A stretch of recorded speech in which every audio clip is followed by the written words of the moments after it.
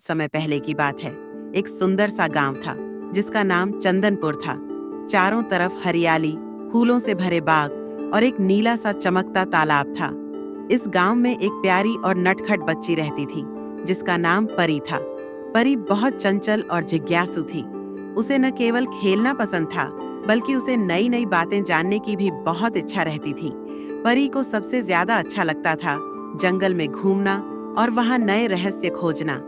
उसकी दादी हमेशा उसे कहानियां सुनाया करती थीं, राजकुमारियों की, वीर योद्धाओं की और परियों की। परी हमेशा सोचती थी, क्या सच में परियां होती हैं? वह इस सवाल का जवाब ढूंढना चाहती थी। एक दिन परी अपने दोस्तों के साथ जंगल में खेल रही थी।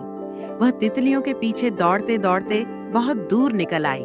जब उसने चारों ओर देखा तो उसे एहसास हुआ कि वह गांव से बहुत दूर आ चुकी थी। आसपास सिर्फ ऊंचे ऊंचे पेड़ थे और हवा में एक मीठी सी खुशबू फैली हुई थी। अचानक उसे सामने एक बहुत बड़ा, पुराना और रहस्यमय पेड़ दिखा। उसके तने में एक खोखल थी और उसमें कुछ चमकता हुआ दिखाई दे रहा था। परी की जिज्ञासा बढ़ गई। उसने हिम्मत करके हाथ अंदर डाला और एक सुनहरी किताब निकाली। किताब बहुत पुरानी लग रही थी, लेकिन उस पर जादुई चमक थी। जैसे ही परी ने उसे खोला, अचानक चारों तरफ तेज रोशनी फैल गई। रोशनी के साथ ही एक मधुर आवाज आई, धन्यवाद परी, तुमने मुझे मुक्त कर दिया। परी ने चौंक कर देखा। उसके सामने एक असली परी खड़ी थी। वह बहुत सुंदर थी। उसकी सुनहरी पंख थे, उसकी पोशाक तारों जैसी चमक रही थी और उसके हाथ में एक जादू की छड़ी थी। कौन हो तुम?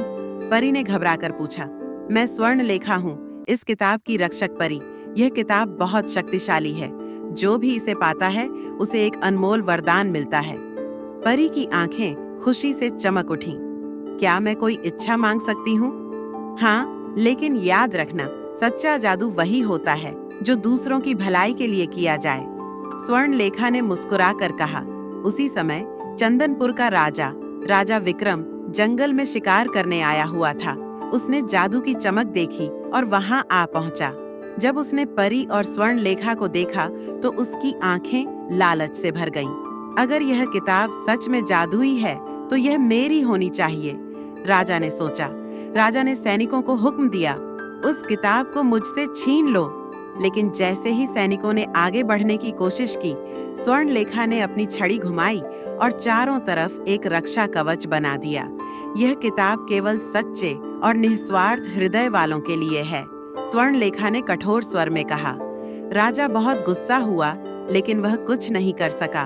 उसने सोचा कि किसी चाल से वह किताब हासिल कर लेगा और वहां से चला गया। स्वर्णलेखा ने परी की ओर देखा।